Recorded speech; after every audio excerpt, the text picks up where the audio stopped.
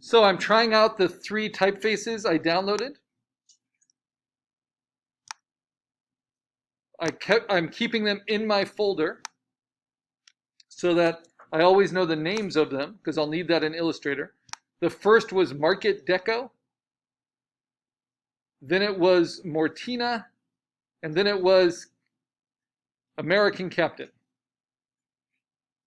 Now, what's nice about putting it and testing it on a curve like this in Photoshop, I can zoom in and out, I can kind of see how flexible it is. By far the most readable is the Market Deco. And I'm like that in a lot of ways, but then I'm thinking that O is mighty open. And I can squeeze that O and modify it, but I like this O better. And in fact, I like a lot of these forms just as much. Maybe the R isn't quite as elegant, but I like most of these forms just as much. And I like the A here even better. So the A and the O from here, from the Mortina, I like better than the Market Deco. And then the S from the Market Deco, I like a lot more than the S from the Mortina. So there's a lot of things that lead to readability. Now with that in mind, I can actually try one that's a combo. So I'm going to do a duplicate of my Market Deco one, move that duplicate up, right? And then I'm going to edit it. I'm going to change the letters to Mortina. I'll scroll so it doesn't stop recording. But you can see all of these different ones I have. So many.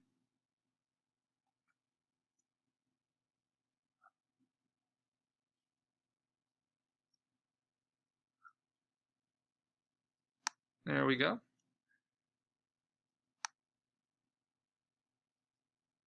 And then I'm actually just going to copy and paste that again and do that with the A as well.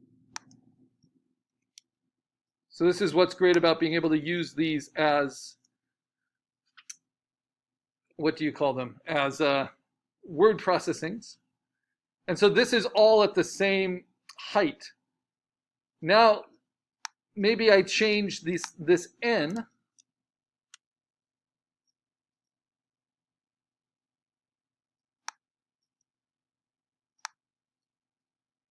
to Mortina, and it will keep the most recent ones I've used near the top of my selection.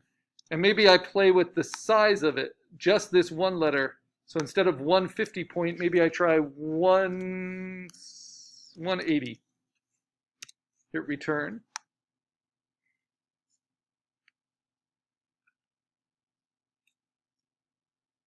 Yeah. So this might be actually what I use.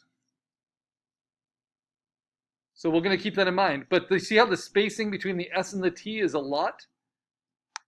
If I select that, click in that space and hold down Option, and then the arrow keys, I can change the kerning, the space between those letters.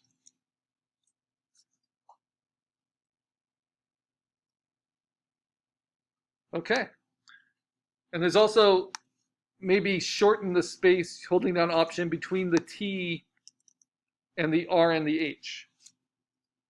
So it reads more like northeast, not northeast or something else, right? Spacing has a lot to do with it. Okay, so now that I know that, I'm going to hit Command C and copy that text. And then I'm going to close and save this text blocking sketch for assignment 6. And now we're going to move to Illustrator, because these are our steps so far. We did text blocking sketch, we tested out different typefaces we downloaded from DaFont, and now we want to create a black vector type using Illustrator and save it as an EPS. So I need to open up Illustrator.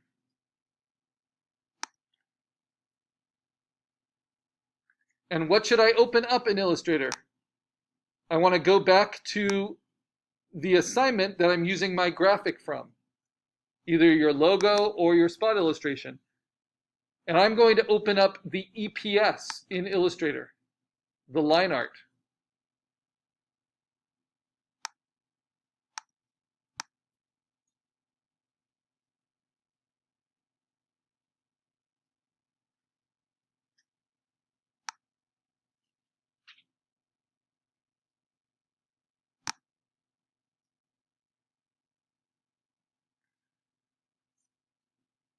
Now, it doesn't matter where your artboard is, right? I'm going to bring in my blocking sketch as a raster element, and then I'll save this as something new. So here's my blocking sketch.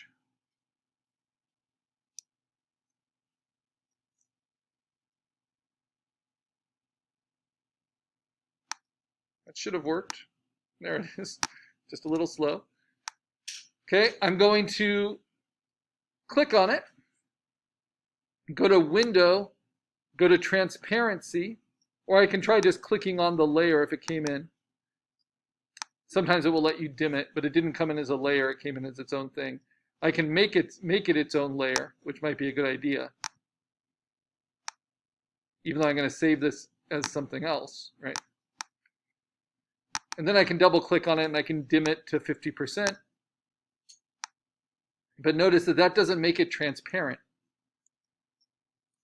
So to make it transparent, I need to click on it and then I need to go to Window, Transparency, and then take that down to 50%, or maybe a little bit higher, so that I can line it up with my spot illustration. And that's not too difficult because if I hold down Shift and Option, it will grow from the middle. And it should match pretty well. This is the versatility of vectors and rasters.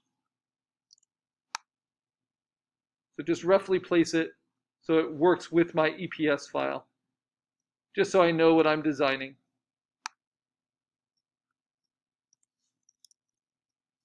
Gets you more practice dealing with layers within Illustrator.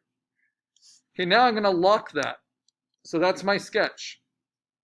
I'm going to lock the EPS file as well. I'm going to create a new layer in Illustrator, and I'm going to use the type tool, the T, just like I did in Photoshop. And I'm going to click, and you'll see it will come in as Latin text, just like it did in Photoshop. But then I'm going to hit Command V. Command V is going to paste in the typefaces, because I've loaded them onto my computer, and the point size that I used in Photoshop. Notice the point size in Photoshop is way bigger in Illustrator. It just has to do with the size of the artboard. Vectors, it doesn't matter. Doesn't matter the size. If it's a vector, it will scale up or scale down. But notice what did change in this type tool. I don't have that curve anymore that I had in Photoshop.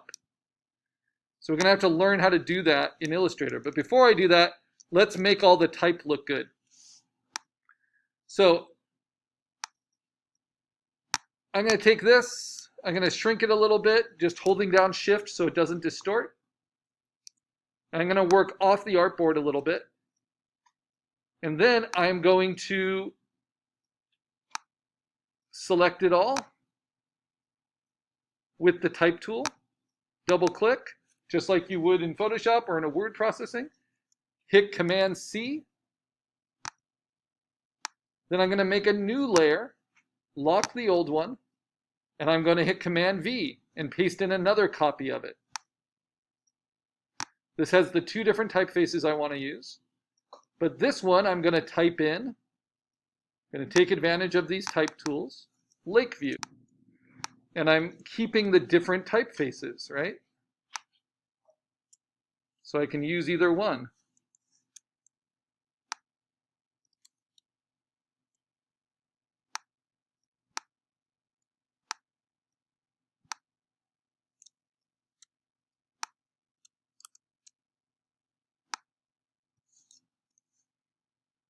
Kind of curious what the eye looks like. The eye is identical. Yeah, I like it maybe a little thicker. Let's see.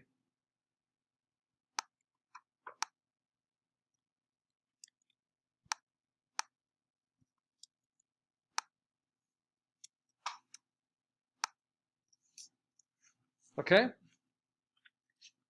Let's see, maybe I want to give it some variation. Maybe I make the E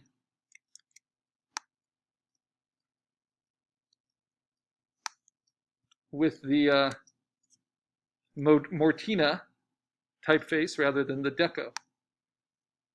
Lakeview. All right. I'll get the same kind of font variations on the same typefaces as I had in Photoshop. But we're going to see that once we're happy with what we can do here, then we can modify them as vectors. We'll create them as outlines. So I just need one more. Northeast Lakeview College is a long name, so I'm going to copy it all. Then I'm going to make a new layer, lock the old layer, and paste it in. And now I'm going to put in college.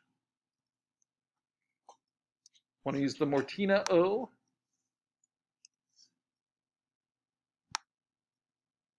Kind of curious what the L would look like.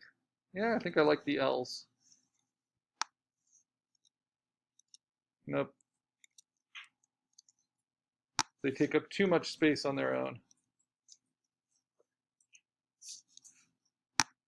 So I'll use the Deco L's, the Deco G,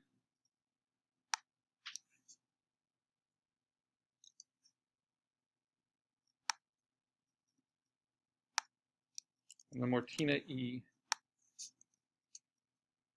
Okay, make sure your spelling's right. Make sure everything's there.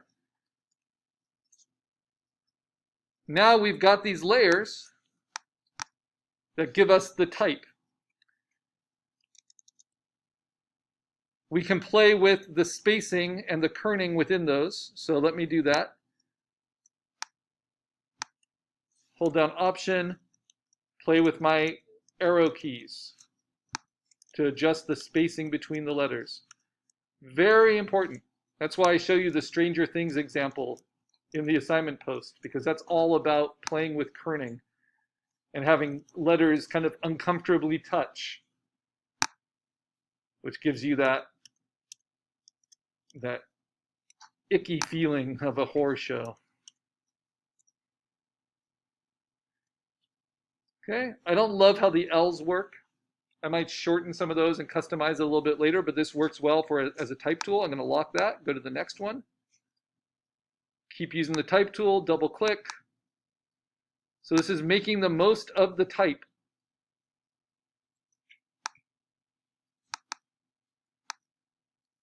Holding down Option on the spacing in between and using your arrow keys to adjust it. Right now, except for the first letters, these are all the same point size. Notice how the V and the K and the E are a little bit taller. I'm not going to try to fix that with point size. I'll fix that when I clean them up as vectors. But I am fixing the kerning right now, the space between the letters.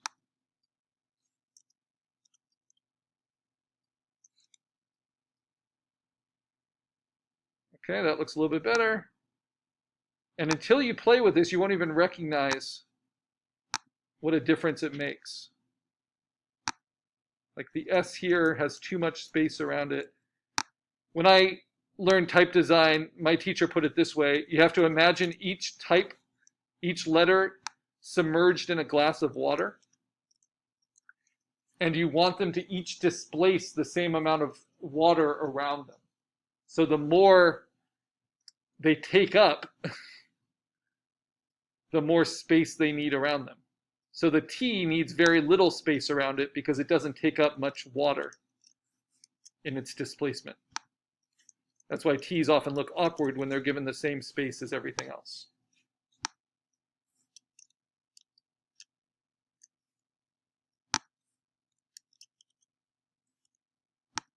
Because I made the initial letters, the incipit on the type, bigger than the other